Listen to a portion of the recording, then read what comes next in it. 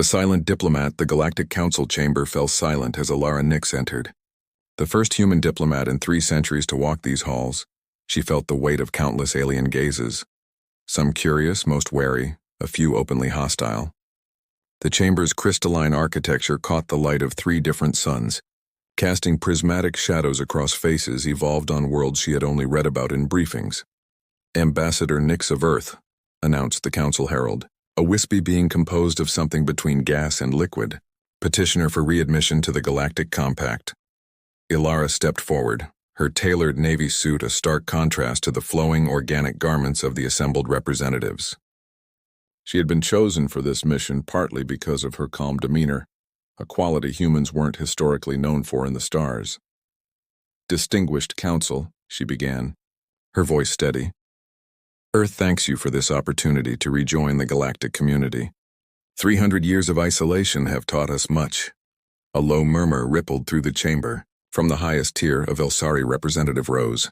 The Velsari were among the oldest species in the compact, tall with skin that shimmered like polished obsidian and eyes that reflected starlight. This one wore the insignia of High Counselor Zhen. The human speaks as if the quarantine was imposed unfairly. Zhen's voice resonated without seeming to come from any particular part of his body. "May I remind the Council that Earth was not isolated, it was contained. For the safety of all, Alara had prepared for this. High Counselor, we acknowledge the events that led to the containment protocol. Earth's early interstellar policies were impulsive. We've evolved since then." "Have you?" A different Velsari approached from the side chamber. Younger, his movements fluid yet precisely controlled. "Humans claim to change, yet your biological imperative remains the same. Adaptation, unpredictability, conquest." Counselor Zhen interrupted a small, rodent-like delegate. "Perhaps we should hear the humans' petition before judgment." Zhen gestured acknowledgement. "Talon Rowe will oversee the human ambassador during her stay. He will report directly to me on all activities." The younger Velsari, Talon, inclined his head toward Alara. His expression was unreadable, but something in his posture suggested he found this assignment beneath him. After the session, Talon escorted Alara to her quarters in the diplomatic wing. "Your chambers," he said flatly. "You'll find them adapted to Earth requirements." "Thank you," Alara replied. "I understand your reluctance to have me here." Talon's eyes narrowed. "Do you? The last time humans freely traveled the stars, 3 systems were destabilized and an entire species nearly went extinct. That was generations ago," she countered. "We've spent centuries reflecting, rebuilding, perhaps. But some memories are long, Ambassador." His voice softened almost imperceptibly, "and some fears are justified." Their eyes met briefly, and Alara felt an unexpected current between them. Not attraction, not yet, but a spark of something. Recognition, perhaps. 2 beings shaped by the weight of their species' histories. "I'll collect you for the preliminary hearings tomorrow," Talon said, turning to leave. "Until then, please remain in this sector." As he departed, Alara moved to the viewport. Beyond the station sprawled a vista of stars and worlds that humans had once traveled freely. Somewhere out there was Earth, beautiful, isolated Earth, waiting for her to open the door that had been closed for 3 centuries. She placed her hand against the cool glass. "I won't fail you," she whispered, though whether she meant Earth or herself she wasn't entirely sure. Whispers of the past Alara couldn't sleep. The council station's artificial night cycle bathed her quarters in a soft blue glow, but her mind raced with fragments of the day's negotiations. She accessed the terminal they'd provided, supposedly loaded with non-sensitive historical archives. A gesture of trust, albeit a small one. "Display historical record 2742E, she requested. "Human expansion period." The holographic display flickered to life, showing star charts and diplomatic transcripts. Most were heavily redacted, but between the gaps, Alara pieced together a disturbing narrative. Humans hadn't just been contained because of a few diplomatic missteps. They had terrified the galaxy. A soft chime interrupted her research. The door slid open to reveal Talon Rowe, somehow appearing perfectly composed despite the late hour. "Ambassador," he said, "you were granted access to historical archives, not classified security records." Alara straightened. "I'm reviewing the public history of my own species. Surely that's permitted." Talon moved into the room, his eyes briefly scanning her terminal. Your search patterns suggest you're trying to reconstruct classified information from public fragments. Wouldn't you, if your entire species had been locked away for centuries without clear explanation? She gestured to the display. These records mention the adaptation incident on Proxima Centauri b, but conveniently omit what actually happened. Something shifted in Talon's expression. A fleeting softness, quickly masked. "Walk with me, Ambassador. Am I under arrest?" she asked, only half joking. "If you were, would I invite you for a walk?" They moved through silent corridors, passing occasional council staff who eyed the human with undisguised curiosity. Talon led her to an observation deck overlooking the docking bays. Below, ships from 100 worlds loaded and unloaded. A dance of commerce and diplomacy that had continued without human participation for centuries.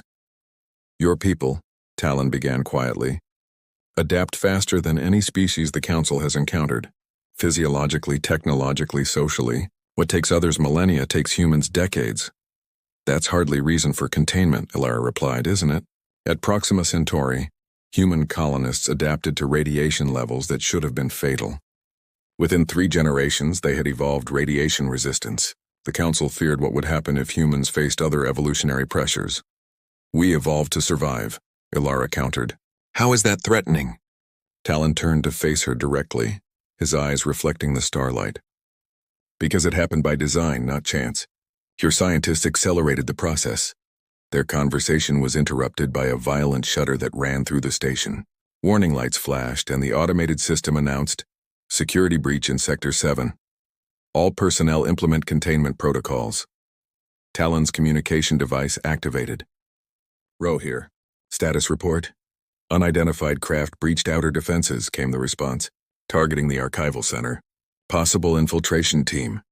"The historical records," Ilara whispered. Talon studied her with sudden intensity. "Did Earth send you as distraction?" "What? No. If someone's attacking your archives, they're no ally of mine." After a moment of tension, Talon made a decision. "Come with me. Stay close." They raced through corridors now filled with alarmed delegates and security personnel. When they reached a sealed junction, Talon pressed his palm to a hidden panel, revealing a maintenance passage. "This isn't standard protocol," Ilara observed. "Standard protocol would have me lock you in a security cell," Talon replied, a hint of irony in his voice. "Consider this a gesture of provisional trust." The maintenance shaft led them to an overlooking balcony above the archival center. Below, 3 figures in unmarked combat suits were downloading data while holding off security forces. "They're not human," Ilara whispered, noting their movements. "No," Talon agreed. "Zorelian mercenaries. But who hired them?" Their eyes met in sudden understanding. Someone didn't want humans returning to the galactic stage. Someone with enough influence to orchestrate this attack. As they watched, one mercenary noticed them and raised a weapon. Talon moved instinctively, pulling Ilara behind a column as energy fire scorched the wall beside them. Their bodies pressed close, her heart racing against his chest. "Are all diplomatic missions this exciting?" Ilara asked, breathing heavily. The corner of Talon's mouth twitched in what might almost have been a smile. "Only the ones involving humans, it seems." For just a moment, the danger around them faded into the background as they regarded each other with new awareness. Beyond species, beyond history, just 2 beings caught in a moment of connection. Then reality crashed back as another explosion rocked the archives. "We need a plan," Talon said, still not moving away. Ilara nodded, her mind already racing with possibilities that no Velsari would consider. "I have one, but it's going to seem very human." Talon's eyes gleamed with something between alarm and intrigue. "I'm listening."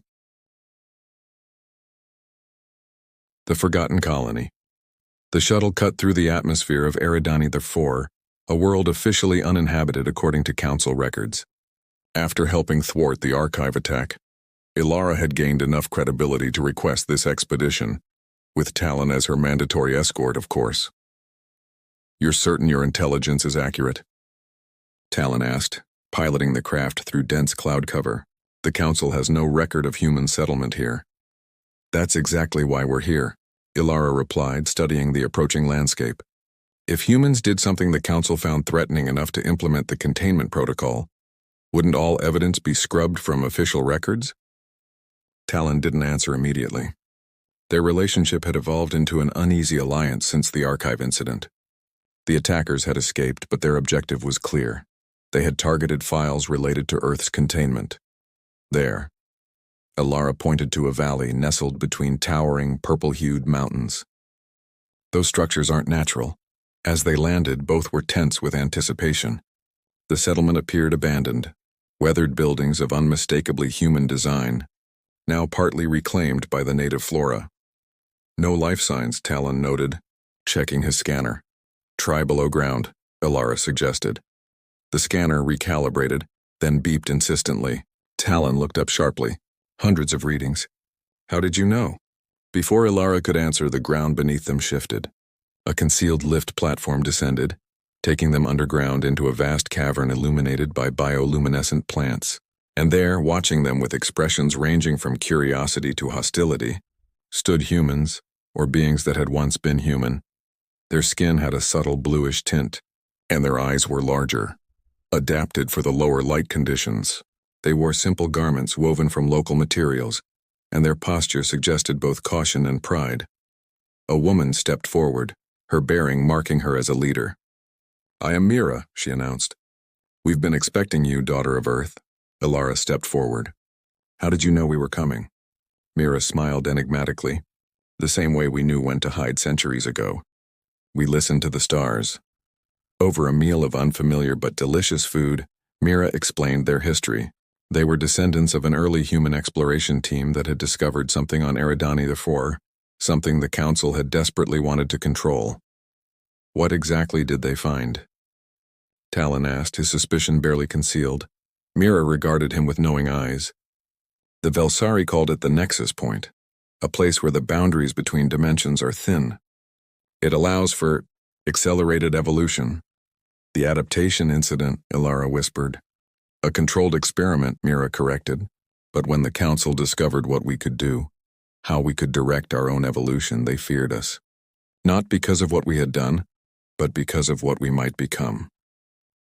Later, as Mira led them to private quarters for the night, Alara and Talon processed what they'd learned. Their room was small but comfortable, with just one sleeping platform. "I'll take the floor," Talon offered stiffly. "Don't be ridiculous," Alara replied. "We're both adults." As they settled awkwardly beside each other, Talon finally voiced what had been troubling him. "If humans can direct their own evolution, what's to prevent you from becoming whatever you wish to be, more powerful than any council race?" In the dim light, Alara turned to face him. "The same thing that prevents any intelligent species from abusing power. Ethics, compassion." Her hand found his in the darkness. "Connection." Talon didn't pull away. After a moment, he asked, "And if those aren't enough?" "Then I suppose the Council was right to fear us," she whispered. "But I don't believe that's who we are." As sleep gradually claimed them, their bodies gravitated closer, finding comfort in each other's warmth. A human and a Velsari, bridging an ancient divide one moment at a time. Neither noticed the subtle energy patterns shifting around the settlement, nor the ancient systems beneath the planet's surface beginning to awaken after centuries of dormancy. The awakening. Threat dawn broke over Eridani IV with an ominous rumble.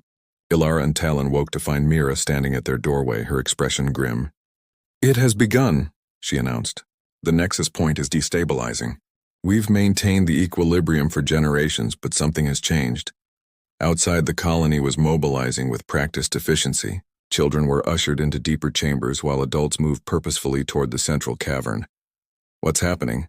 Alara asked, following Mira through the winding tunnels. "The real reason for humanity's containment," Mira replied. "Not what we might become, but what we once awakened." The central chamber housed a pulsing orb of energy suspended within intricate machinery, part human technology, part something far older. Around it, colony members worked at control stations, their movements synchronized like a well-rehearsed dance. The Nexus Point isn't just a dimensional boundary, Talon realized, his security training helping him assess the situation. "It's a prison," Mira nodded grimly, "for something ancient. Something that feeds on sentient life. We call them the Void Weavers. The first human explorers accidentally released them, then sacrificed themselves to contain the breach. Ilara's communication device chimed, an emergency signal from the council station. The holographic message showed chaos, council members fleeing, systems failing, and at the center of it all, shadowy entities that seemed to shift between dimensions. "They're already there," Talon whispered in horror. "How?" "The archive attack," Ilara realized. It wasn't about the records, they were opening a way for these things to emerge. Mira approached a control panel. "We must return immediately. This facility can stabilize the breach temporarily, but only a full containment protocol at the source will stop them." As they prepared the shuttle for emergency departure, Talon received another transmission, this one directly from High Counselor Zhen. "The council station is compromised." Zhen's voice was strained. "These entities, they're consuming minds, memories. They know our defenses. Talon, implement Protocol Omega." Talon's face hardened. "Understood, Counselor." When the transmission ended, Ilara confronted him. "What's Protocol Omega?" His eyes met hers, filled with regret. "Complete station purge. No survivors, no rescue. That's genocide," Ilara protested. "There are thousands of delegates aboard. If these Void Weavers spread, billions will die across the galaxy," Talon countered. "The protocol exists for exactly this scenario," Mira interrupted their argument. "There is another way. The human way." During the journey back, Mira explained how the colony had developed techniques to repel the Void Weavers, not through conventional weapons, but through a specific pattern of thought and energy that disrupted their feeding. "It requires complete synchronization," she explained. "All minds joined, focused on the same pattern." Talon looked skeptical. "The Council represents hundreds of species with different neural architectures. Synchronization is impossible." "Not impossible," Ilara argued, "just unprecedented. Humans excel at the unprecedented." As they approached the Council station, the full scale of the crisis became apparent. The massive structure was partially dark, with energy fluctuations visible through viewport windows. Emergency vessels fled in all directions. Talon's hand hovered over the Protocol Omega authorization panel. Ilara placed her hand over his. "Trust me," she whispered. "Trust us." Their eyes locked, and in that moment something profound passed between them. Not just attraction or alliance, but a deeper understanding. His hand moved away from the panel. "What do you need me to do?" he asked. Ilara smiled, her heart swelling with more than just relief. "Help me convince the Council to follow a human solution." As they docked with the failing station, Ilara took Talon's hand one last time before they faced the chaos ahead. "Whatever happens in there." He finished her thought by pulling her close and pressing his lips to hers, a kiss that transcended species, that defied history and protocol and reasonable caution. When they parted, both were breathless. "For luck," Talon said with a hint of a smile. "A human tradition, I believe." Ilara laughed despite everything. "We're going to need more than luck. But it's a good start." Together they stepped into the station, ready to face the darkness with their newfound light. Harmony of worlds. The council chamber, once a symbol of galactic order, now resembled a battlefield.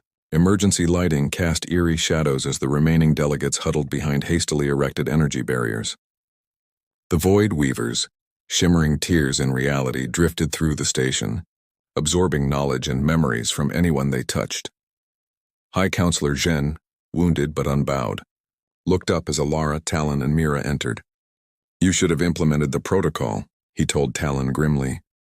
"With respect, Counselor," Talon replied, "I believe Ambassador Nix has a solution that doesn't require sacrificing everyone aboard." Zhen's gaze shifted to Ilara. "The human has doomed us to a worse fate than death." "Not if you listen," Ilara insisted. She nodded to Mira, who activated a small device that projected a complex neurological pattern. "This is how we fight them." As Mira explained the synchronization technique, skepticism turned to desperate hope among the delegates. Implementing it, however, would require something unprecedented, the temporary linking of minds across species. "Impossible," declared a Thanarian delegate. "Our neural pathways are incompatible with most council species." "They don't need to be compatible," Ilara explained. "They need to be complementary, like instruments in an orchestra playing different notes to create harmony." Hours later, As the Void Weavers breached the final defenses, hundreds of delegates from dozens of species sat in concentric circles around the chamber. At the center stood Alara, Talon, and Mira, their hands joined. "Begin the resonance," Mira instructed. The process was excruciating. Minds never meant to touch each other reached across biological and evolutionary divides. Alara felt the cold precision of Velsari thought, the kaleidoscopic perception of Thanarian consciousness, the deep temporal awareness of the ancient Shu'ul. Through it all, she clung to Talon's presence, a beacon in the storm of merged consciousness. The Void Weavers sensed the changing energy. They converged on the chamber, drawn to the unprecedented feast of unified minds. But as they attempted to feed, something unexpected happened. The harmonic pattern created by the diverse consciousnesses disrupted their ability to consume. "Now," Mira called out. Together, the linked minds projected the containment pattern. Reality itself seemed to bend as the Void Weavers were forced back toward the dimensional breach they had emerged from. Alara felt her consciousness expanding beyond normal limits, touching something vast and eternal. Beside her, Talon's mind intertwined with hers in a union more intimate than any physical embrace. With a final surge of collective will, they sealed the breach. The Void Weavers, caught between dimensions, dissipated into harmless energy. In the aftermath, as medical teams attended to the exhausted delegates, Alara found herself standing with Talon at the same viewport where they had first begun to understand each other. "The Council has voted," he told her quietly. "Earth's containment has been lifted, effective immediately." Alara smiled. "Because we saved them?" "Because you showed us what humanity truly is," Talon replied. "Not a threat to be feared, but a catalyst for change. For evolution." High Counselor Jen approached, his movement slower but his bearing still proud. "Ambassador Nix, the Council wishes to establish a new accord with Earth, one based on cooperation rather than containment." "Earth would be honored," Alara replied. "And," Jen continued, with a meaningful glance at Talon, "we believe regular cultural exchange would benefit all parties." When they were alone again, Talon took Alara's hands in his. "I've requested reassignment," he said. "As liaison to Earth," Alara's heart leapt. "That's a significant career change for a security officer." "Perhaps I've been influenced by human adaptability," he replied with a smile. "Besides, someone needs to ensure your species doesn't accidentally awaken any more interdimensional entities," she laughed. "And you're volunteering for that duty?" "Among others," he murmured, drawing her close. Their kiss was witnessed by the stars, the same stars that had once watched humans retreat into isolation, now bearing witness to a new beginning. Beyond the viewport, ships were already preparing for the journey to Earth, carrying delegates eager to establish relations with humanity. Later, as they lay together in peaceful exhaustion, Alara traced the contours of Talon's face. "Do you think the galaxy is ready for humans to return?" "No," he admitted honestly. "But perhaps that's what makes it interesting. On Earth, they would soon learn celebration had already begun." The containment field that had surrounded the solar system for centuries dissolved into showers of harmless light, visible from every continent. Humanity looked to the stars and saw not isolation, but possibility.